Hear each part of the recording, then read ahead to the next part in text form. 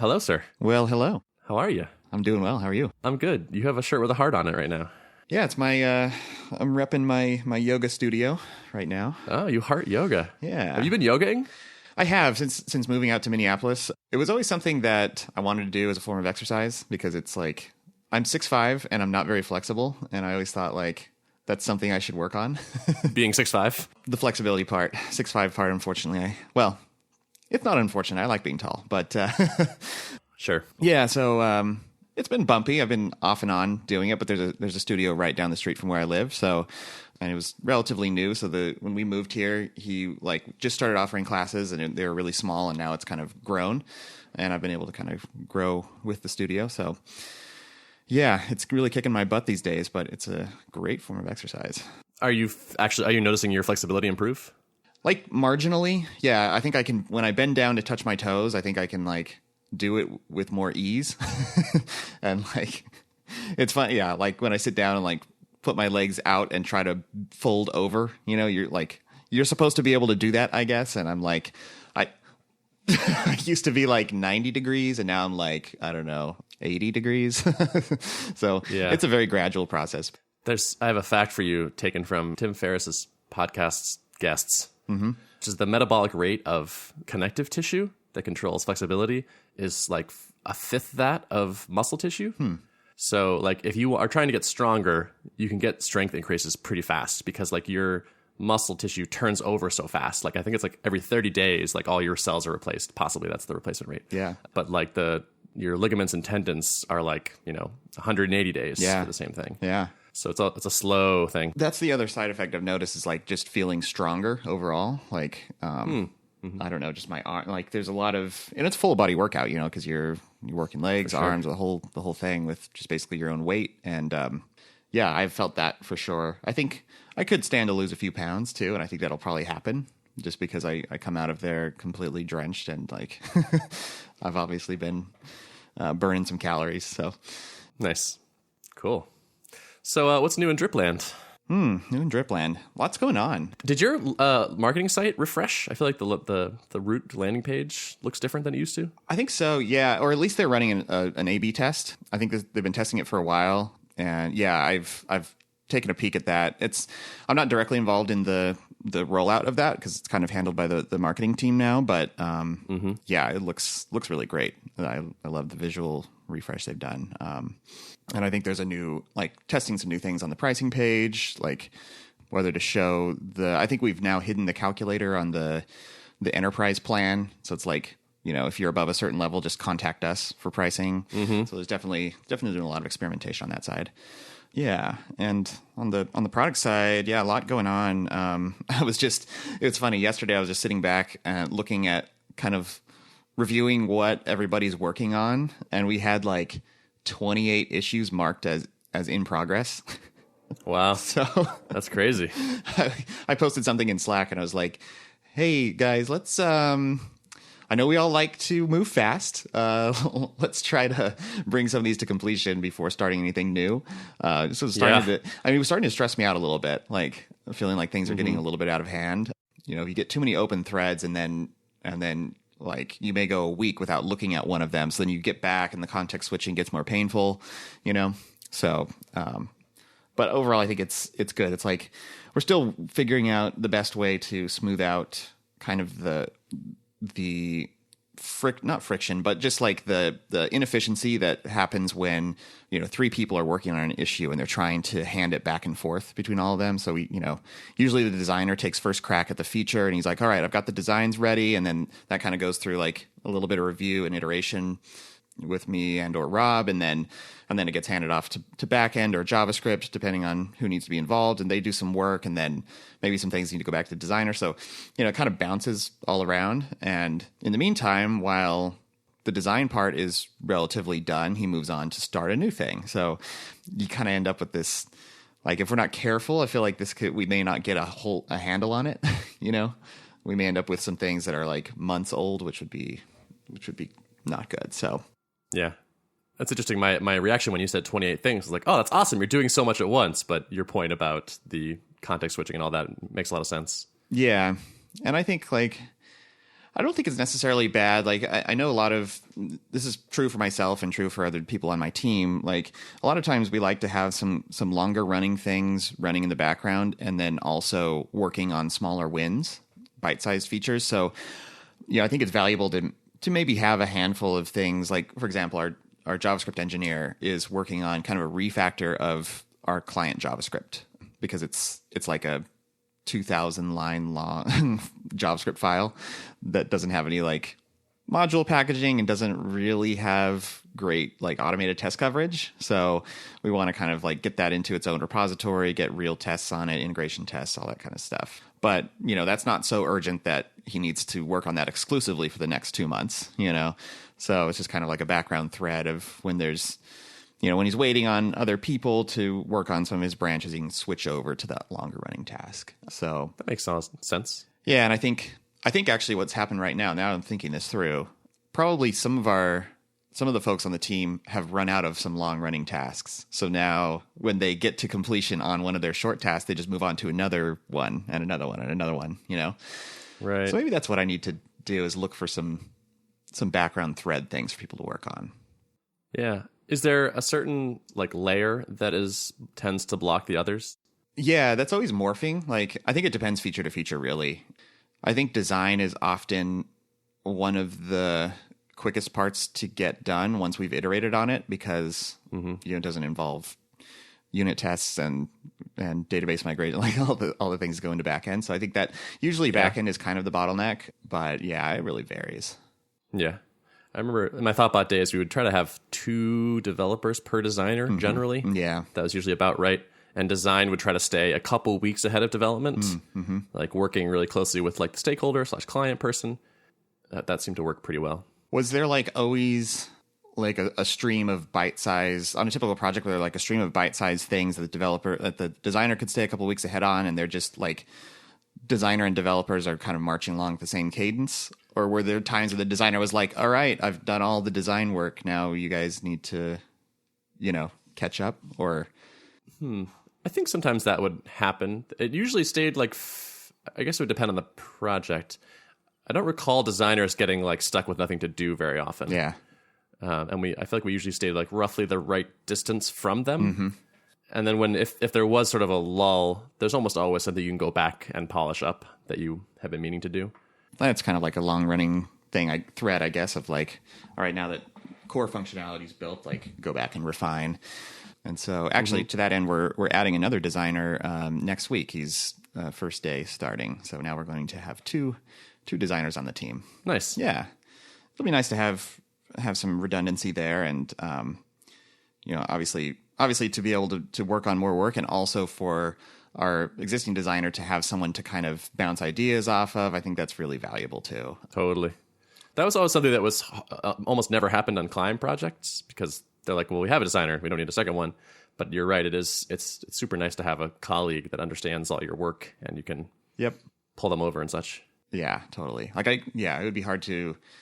It's hard to put myself in his shoes because there's so many of us, so many developers on the team. You can always pull someone aside and interface, but he's kind of, I can serve that role a little bit, but I've got a lot on my plate. So it'll be nice to, have someone dedicated to that, to work with him. So yeah, that's cool. I keep noticing these little changes in the interface, and it's nice. Just these little tweaks, and it's getting a little cleaner, a little better. It's awesome to see. Yeah. Oh, it feels so good. Like I love the visual refreshes, and there's more coming. Like we have, you probably noticed the campaigns page in Drip. The list of campaigns has a new design, and we call it like our resource list design because it's like a list of resources and can be applied to any place where we need to list things like that. And we started with the campaigns page, and that's going to gradually get rolled out everywhere. So I think subscribers list is next. Cool. I was just QAing that yesterday, and it looks so good. I was sitting back looking at the subscribers page, like, dang, this looks so much better than it did before. That's awesome. Yeah. That was always my favorite part about having a designer on the project was just like, you'd like pull, like you get pull, and all of a sudden like, you're like, oh, wow, look at this page. Yep, totally. Awesome. Totally. So cool. A good Drip support experience this week. Yeah. I went to add an email to a campaign. And there's like a little bit of copy on the list of emails that says there are 700 people that have completed this campaign already. If you add an email, they'll get it immediately. And so I added the email, and no one got it immediately. And I was like, wait a minute. It's not actually immediately. It's immediately, but sensitive to the time settings. At the next set time of day. Yeah. Yeah. And so I just sent a little message over to on the live chat, and somebody responded. I was like, oh, yeah, I get that. That makes sense. And the next day they followed up like, by the way, we changed that. Thanks for letting us know. And I was like, oh, that's cool. Like, that's awesome to see that, like, the follow-up was nice. Yeah. Yeah, Rob actually, that made its way to Rob because he kind of filters a lot of like feature requests. And I don't know if I would call that a feature request, but it's like kind of a bug report, I guess, of sorts, of UI copy. And so it made it to him, and then he was like, hey, check this one out. He was like, anytime I see a name I recognize, awesome. Look at it. Priority processing. Yeah. Well, that was very cool. I was impressed. Yeah, it was interesting. Like that one, I was trying to think through, how did we end up with that copy in place that said immediately, even though it wasn't totally accurate? And I'm guessing that we did that because it's kind of like an attempt to keep people from shooting themselves in the foot. Like if we don't make it sound like it may go out immediately, then someone might drop something in, and then lo and behold, the next set time of day for a particular subscriber was like 5 minutes from that time, you know? And so we didn't want people thinking that they could drop something in and not expect it to go out soon. Right. But anyone who's taking it super literally could run into what you ran into. So yeah, cool. Well, props for being on that so fast. So I interrupted you. You were saying something else. Oh no, I was going to say I had one other drip anecdote was over the weekend I was kind of inspired by your follow up upon signing up to your newsletter, actually, where you sent an email and you're like, hey, here's some things you might find interesting. And it was just like some of your greatest hit posts or whatever. And I was like, I should at least be doing that. I have on scalingsaas.com, I have a opt-in form. I refined some of the copy on there. Hopefully it's more enticing now. Nice. Before it was just like join the insiders. It was like very, not email marketing best practices for gathering opt-ins, I guess.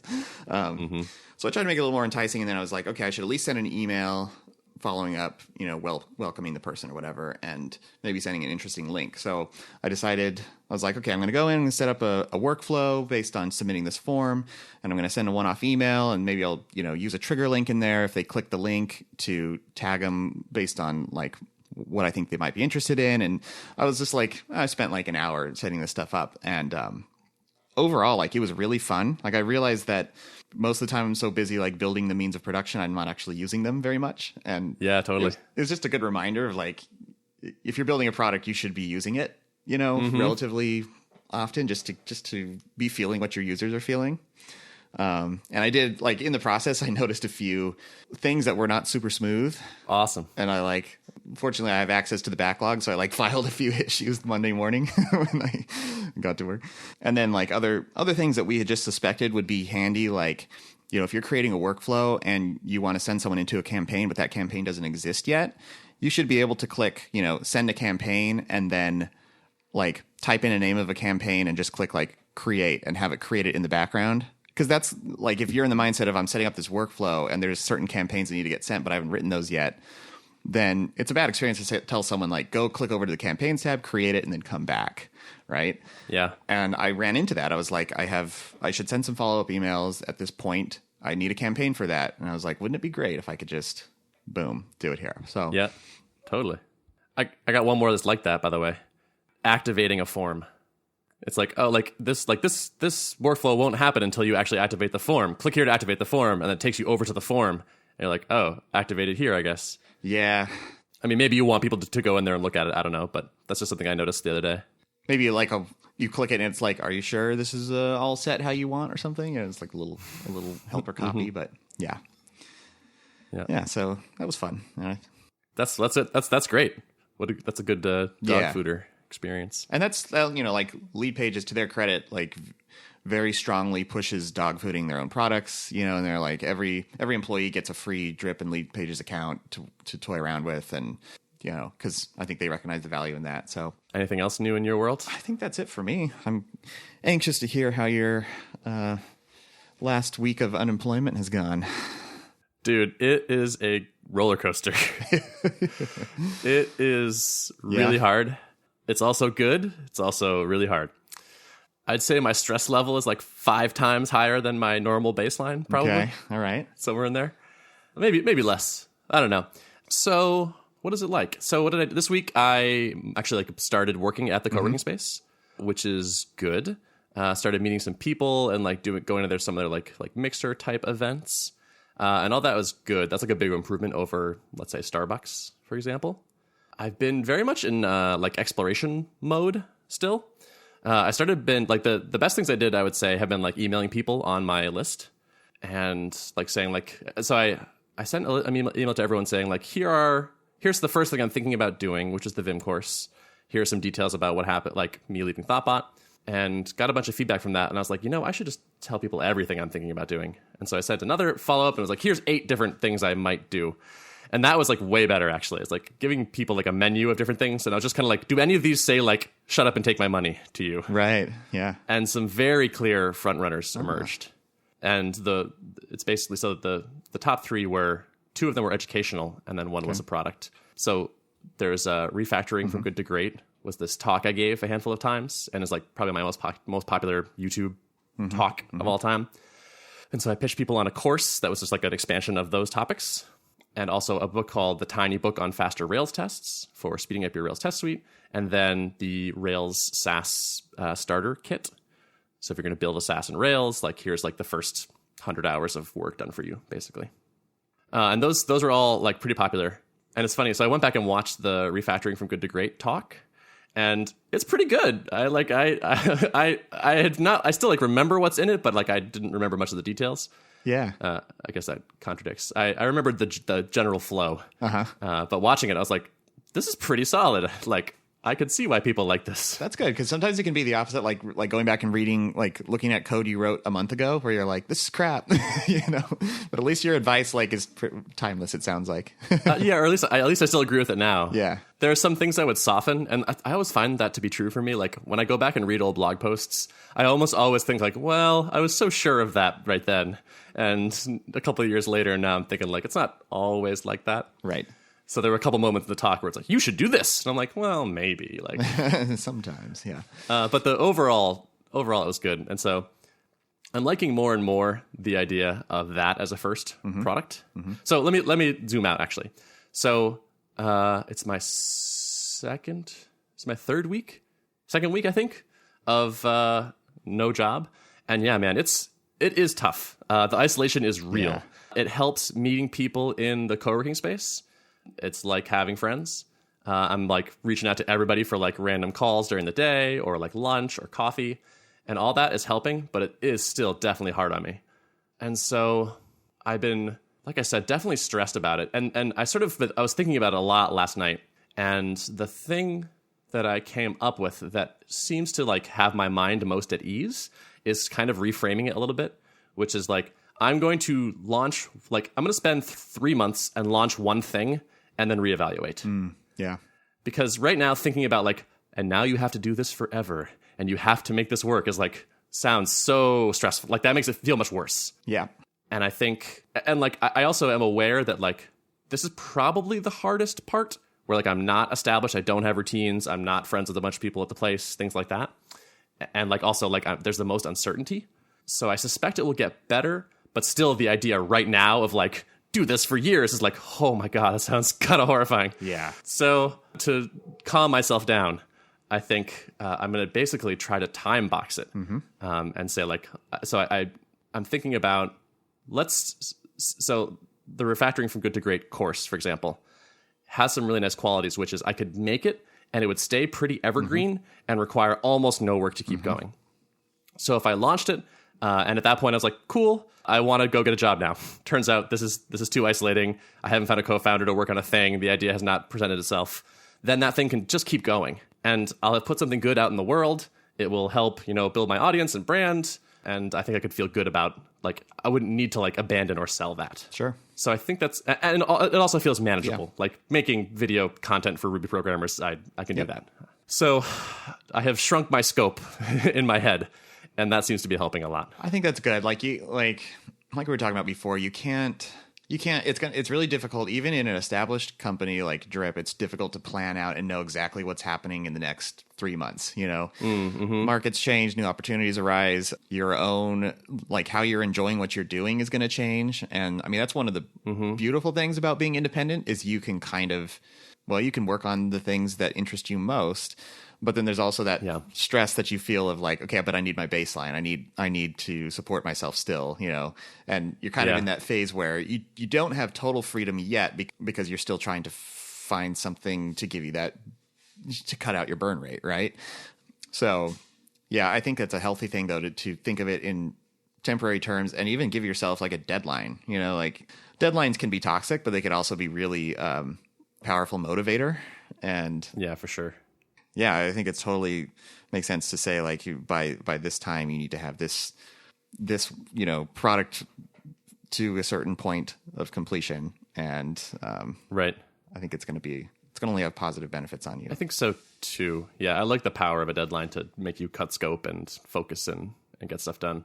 Although, like I have committed publicly to deadlines before and then just watched them blow by me at 60 miles an hour. So it's no guarantee. But it would probably help. You could start with a private deadline too, and then as soon as you're like, once you kind of like get into a little bit and realize whether it's realistic or not, then you can commit more publicly or something.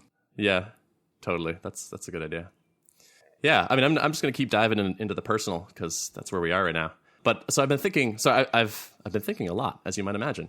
And when I was leaving Thoughtbot, I was feeling, and I probably said on the podcast, that it felt like a good time to do this. Because I was like relatively unencumbered, like single and no dependents. And I'm actually thinking that now might not be actually the best time for me to start a thing, like to go off on a really difficult adventure because I am unencumbered.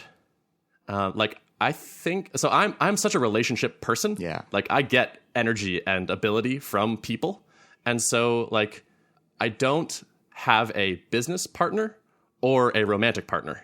And so it's like just Ben doing his thing on his own. And if I know one thing about me, it's that that's not where I shine.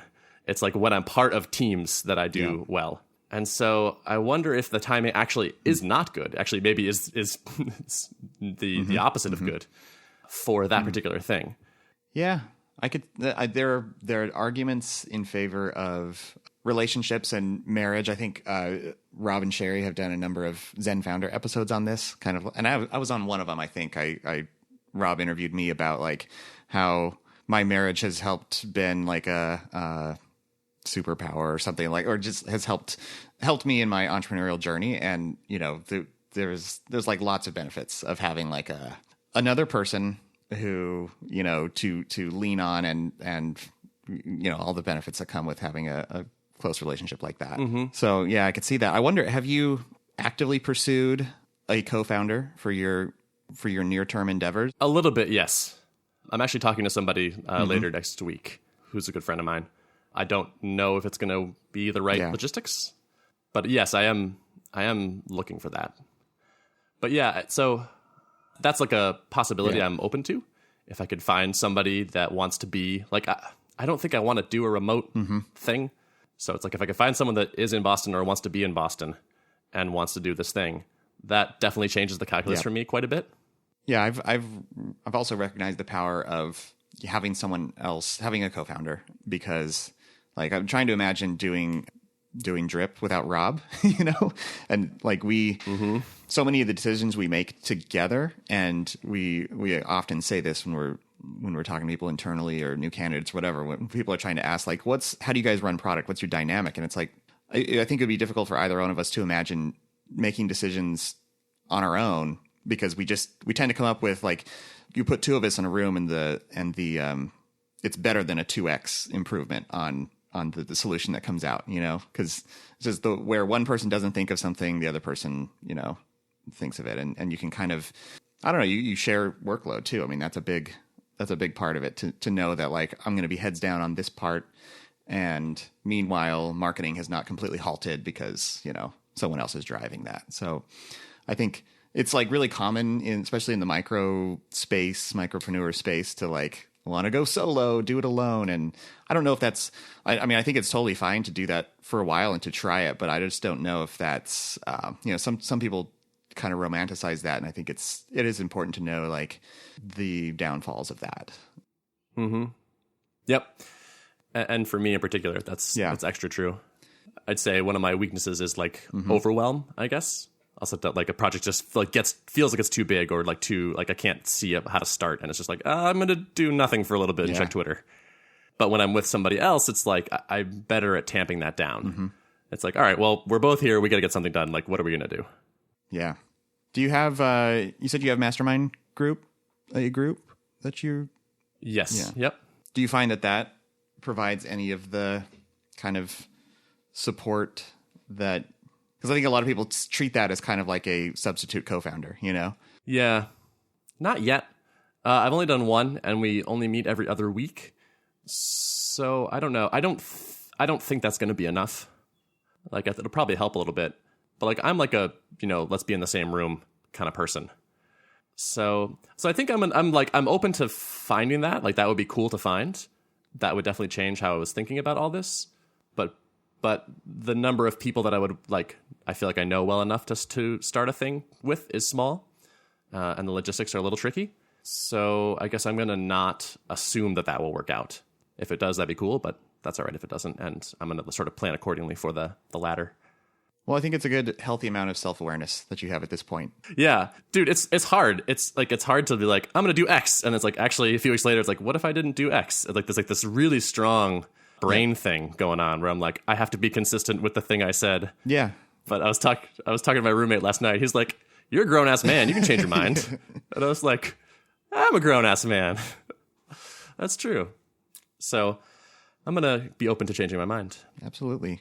I mean, I think without that level of awareness, like certain people would end up in the situation, they'd be like, find themselves, depressed for a long stretch of time and not realize why. And I think you're already ahead of the curve because you've realized like, okay, there are these parts of my personality that are kind of in tension with the work situation that I'm in right now. So one is like always looking to actively combat those. And it, you may find that it works out if you, with enough things in place, with maybe it's a combination of them, mastermind, co-working, whatever, this podcast, hopefully, So yeah, but I think it sounds like you're on the right track. Yeah, I mean, it may be that everything improves, like you said, sufficiently. And a couple weeks from now, I'm like, oh, never mind. Actually, I'm feeling fine about it. I'm going to keep, going down this path of, company or bust. But we'll see. But I appreciate the openness here on this forum too, because I think it's something that potentially people wouldn't talk about. They would see it as like not wanting to look like they're about to change their mind or weakness or something like that, which it's absolutely not. It's these are the real things that most people deal with and maybe just don't talk about. So yeah, thank you. I appreciate that. And that was before this call. I was like, what am I going to say? Like how rosy do I want to paint? Yeah, because it's tempting to just be like, oh man, it's going great. I made some progress on all these things, and like brush all that other stuff under the rug. But it didn't feel honest. And I was like, I think just being as open as possible makes a good podcast. That's like one of my guiding principles. And speaking of which, like just people on Twitter are so nice to me. It's kind of amazing. And my newsletter and stuff, it's just, I just got like, I don't know, a lot of people reaching out saying, congratulations. I learned so much from you over the years. It's awesome to see you doing stuff. I'm sure you're going to do great. And and other people saying like explicitly, like, I imagine this is going to be kind of tricky. So here are some things that helped me when I was in this phase. And it's awesome to have that. Absolutely. You definitely have a community that has your back. Sure, there's definitely a lot of toxicity on the internet. Yeah. Yeah. There's bad things out there, but the good stuff seems to be finding its way to me mostly. And somebody said, I said that like, everyone, like, you're also nice to me. I really appreciate it. And someone responded, well, you're nice to people. And I was like, oh, yeah, I guess I am usually nice to people. Kind of like, yeah, it's like fundamental golden rule stuff, Yeah. And I hadn't thought that maybe, like, my perception of that was like, I'm lucky. Like the fact that people are nice to me is a function of luck and good fortune. And he was like, kind of like, no, you have an input into this equation. And I was like, oh yeah, I guess that makes sense. Yeah. Conversely, like haters attract other haters, and the people who are negative all the time, and everything's wrong in the world attract that community, So Yeah. So yeah, I mean, it's those folks like that. So like, thank you if you did do that, and thank you, Derrick, for your support. Like, it all helps. Also, by the way, holy shit, health insurance is expensive. Yeah, it is. It's kind of crazy. So I'm gonna do Cobra for a little bit, which is where you can like keep paying for your old company's health insurance, and like just the medical part is like $650 a month. And that's with like no dental or vision. It's like, wow. I'm bumping into all these things that my old employer paid for. It's like, wait a minute, hold on, I have to pay for this now? Yeah, it is. It's crazy. Hopefully someone solves that problem in a definitive way. For sure. Yeah, that would be nice. If only there was some sort of single thing that paid for everything. Oh man. Yeah. Although I think technically I qualify for like low income health insurance in Massachusetts at this point. I don't know like how long, I don't know like how they check up on that, or like when you need to tell them your income has exceeded the rates or whatever. But like my income is 0 right now. So it's like, I think I can get the cheapo, I have no money health insurance. I guess, maybe. Is that disingenuous? I don't know. Probably not. It aligns with the phase you're in right now. I don't know. So yeah, health insurance. How about that? That's always fun. Those are the parts that are the not fun parts to deal with. Yeah, and that's like a classic example of a thing that I feel like if I were doing it for me and somebody else, I would like feel better about that. When it's just for me, and like I can't offload any of the things, and like I'm the only one that benefits from it. It's just like, this is just such a slog. Going through the state health insurance website, which is predictably awful. Oh man, I don't know how they end up with the worst software at the government levels. Like what's breaking down so badly? Probably a lot of things. Yeah, I would say Massachusetts websites are not terrible. It's like the federal ones that are really where it hurts, but they're not awful. I renewed my passport recently, and the State Department passport status form is like it's hilariously bad. It's kind of amazing. It's like they're like, when you like fill the form and click submit, like their like flash message of like, we got your like success, like here's some data, is red. Oh man. It looks like, and it's like, oh god, something's wrong. And it's like, I'm just telling you that everything's right. Yeah, it's amazing.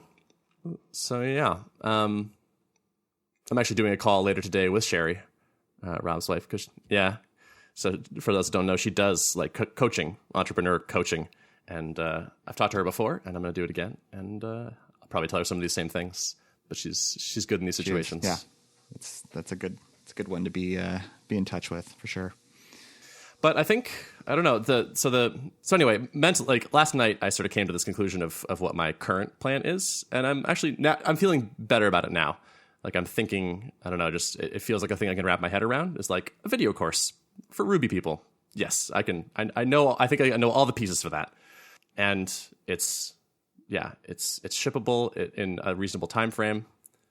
I have some ideas for marketing it that I think could be fun.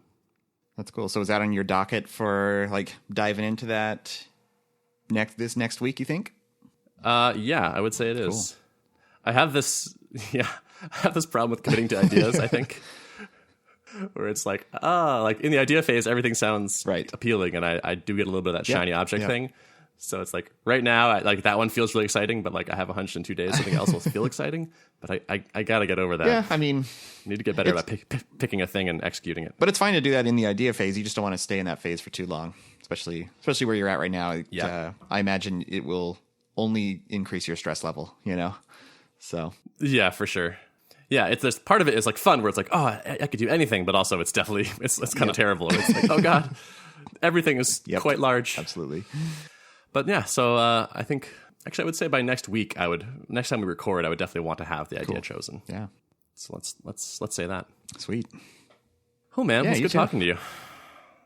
That was 38 minutes. It went by so fast. I know. It's a good one. Good chat. Yeah, good chat. I still don't know where our show notes are going to end up exactly. But by the time you hear the third episode, I think we'll probably have that result. Maybe the fourth episode. Yeah. Eventually, this podcast will get its administrative stuff together, and we'll tell you links and stuff. We are totally bootstrapping this podcast, as you can tell. Yeah. I don't know if anybody cares. Like, everyone knows where you can find show notes, right? Like, Google it. All right. Yeah. artofproductpodcast.com/something. Yep, you'll get there. You're smart internet consumers out there. Yeah, seriously. People don't need, Nope. They don't need us. All right, man. I'll talk to you next week. All right, see ya. Bye.